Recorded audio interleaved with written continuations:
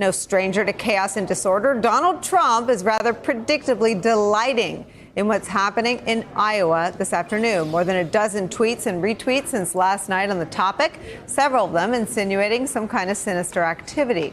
You might remember this is exactly the kind of environment in which he thrived and ultimately won in 2016. He repeatedly insisted that election was rigged, even suggesting he might not accept the results if he lost. Now he's employing a similar strategy in this election aimed at Democrats in Iowa, gleefully promoting suspicion about a rigged process. Joining our conversation just in time, former Assistant Director for Counterintelligence at the FBI, Frank Figliuzzi, and joining our table, White House Bureau Chief for The Washington Post and co-author of the New York Times bestseller, A Very Stable Genius. With his co-author, Carol Leonnig, Phil Rucker is here. Frank Figliuzzi, a tweet of yours caught my attention. It was about, I think it boiled down to, we don't need Russia to sort of make us doubt the credibility and the veracity of our elections. Explain. Well, Russia did a great job of prepping the battlefield, right? So they softened us up. They're causing us to doubt anything we see. But I can only imagine what it looked like inside the Kremlin this morning, with Putin probably calling in his head of intelligence and saying, hey, did we do that thing in Iowa last night? And the head of intelligence saying, no, sir, the Americans managed to screw it up all by themselves. So if this happened in a vacuum, if we had this discrepancy and inconsistency in Iowa without two dozen Russians having been indicted for messing with our election, we would have said, look, it's a technical disaster, but we'll fix it and move on. But now we're all doubting all the results, and Russia wins when that happens. They've had this very effective impact on our own perceptions. And I've got some bad news in this regard. If you don't like what's happened in Iowa, we're going to see it happen again in one shape or another. Get used to this new battlefield, this new lack of trust and credibility we have in our systems, because the longer we rely on technology, the more vulnerable we've become. Claire, you were on the Homeland Security Committee, and this is where I miss a Senate Intel Committee or sort of a functioning bipartisan, any of the national security committees that could sort of have gone out today and stood shoulder to shoulder and have said at a federal level, we're going to redouble our efforts to help maintain or restore the public's faith in the credibility of our election. Yeah, it was very frustrating as the ranking member on Homeland Security. Keep in mind that the Homeland Security Committee in the Senate is also the Government Affairs Committee, which is the oversight committee of the United States Senate. Ron Johnson was the chairman.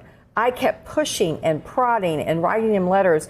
We need more hearings on election security. We need more disclosure about what happened with Russia. He just wanted to talk about Hillary Clinton's emails and some conspiracy, Lisa Page and Peter Strzok. Right. That's all he wanted to talk about. Well, they had their own committee looking. I mean, they did that too, right? Right. I mean, they looked at. They would not. We maybe had one hearing or maybe two on election security. When you look at what happened and the 12 Russians that were indicted, the fact that there hasn't been aggressive oversight of what happened and how to fix it for the next one, or legislation. I mean, look, Mitch McConnell is sitting on the election security bill that came over from the House, is refusing to bring it to the floor for a vote. It's outrageous. It's so upsetting. And if you look at the way the Senate has handled itself in the context of the impeachment case that the House managers put forward, they are going to do Donald Trump's bidding, and Donald Trump's bidding seems to be to row in the opposite direction, to sow distrust of our elections. Yeah, from before he was even elected president, Donald Trump has had a strategy to sow distrust in American institutions. First and foremost, our election system. He was trying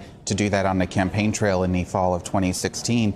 But across the board, remember, after he took office, he complained about alleged voter fraud. He said there were 3 to 5 million illegal votes cast in California. That is not true. But he insisted it repeatedly, including in front of congressional leaders, Speaker Pelosi among them.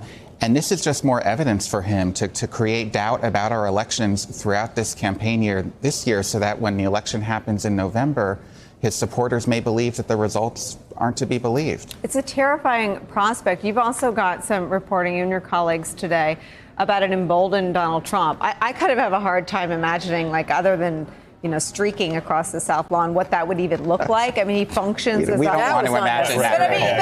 He functions as a highly emboldened and unrestrained and uninhibited person right now. I just explain what that might look like. Well, we've seen it before. Leaving my example out of it.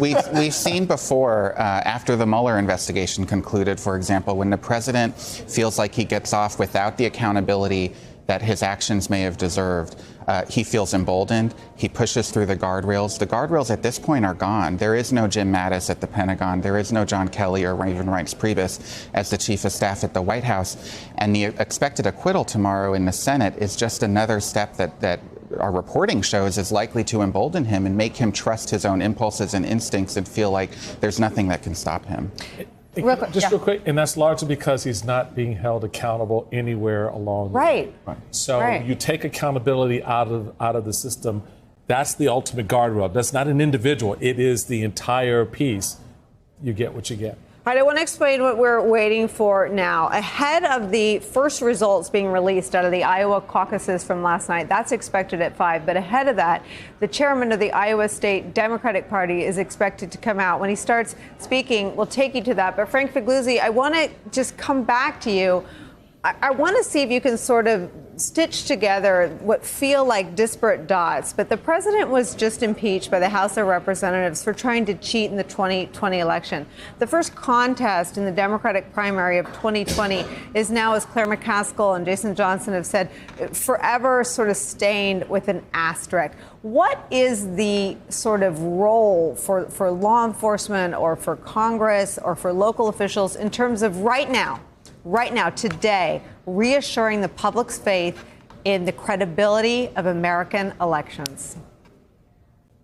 Yeah, this is all about accurate, honest, candid messaging. It is crucial to get this right, even if it means that somebody at the state party level may have to announce their resignation. We need people to come out. And I, by the way, I've spent the morning talking with my contacts in various federal government agencies. And the good news is there is absolutely no evidence that this is foreign meddling. This is a technology screw up. But more importantly, this is a failure to test the system, to train how this app works. But they had plenty of notice. We've all been saying it's not about the tabulation of the votes. It's going to be about the transmission of results. And here it happened. So we need an honest explanation. We need a way forward. And, you know, we talked about Senate walking away from this. McConnell saying this is not, our national election is not a federal problem. We don't want to take ownership of this. Well, there's one reason they don't want to take ownership of it, because it's highly complicated and fraught with peril. But we need somebody to step up and say, this is what happened, and this is how we're going to fix it. We own this problem. We're going to make it better. If we don't hear that today, the public is right to be very troubled and concerned about moving forward with election results. You know, and Jason Johnson, that's from a counterintelligence worldview, a federal law enforcement worldview. What's your view, sort of, as someone more familiar with the complicated contours of the Democratic Party? I mean, is a scalp worth giving to reassure confidence in this process? I mean, they need to reassure confidence, but I think the problem is who's the Democratic Party that you're speaking to, right? Yeah, I mean, you have a large number of supporters of Bernie Sanders who are skeptical of the whole process anyway. You have the Joe Biden people who are saying, well, this is bad, but the other parts are bad. So you don't even know who the propaganda needs to go to. You don't know who the apology letter needs to go to at this point, because Democrats are in so many different places. And I think, again, as a whole, do I think this worries somebody in California voting on Super Tuesday? Probably not. But does this worry people in Nevada? And does this make people in general doubt the effectiveness of the process? That's a bigger issue.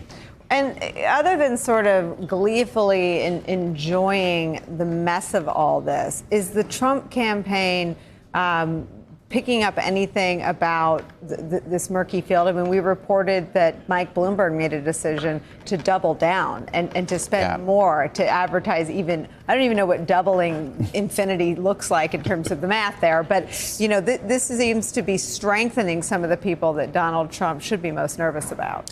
That's right. And if you look at the last several months, this is probably the best day on the Trump campaign. The Gallup poll shows his approval rating at its highest point since his presidency began. Approval in the economy is higher than it's been in 2 decades. He's about to address tens of millions of Americans tonight in the State of the Union and claim victory for the economy and for killing terrorists and lay out a path forward for his reelection campaign, and the Democrats can't seem to count the heads in the gymnasiums in Iowa, literally. So it's a real problem for the Democratic Party at a moment when Trump is gaining some steam and about to be acquitted.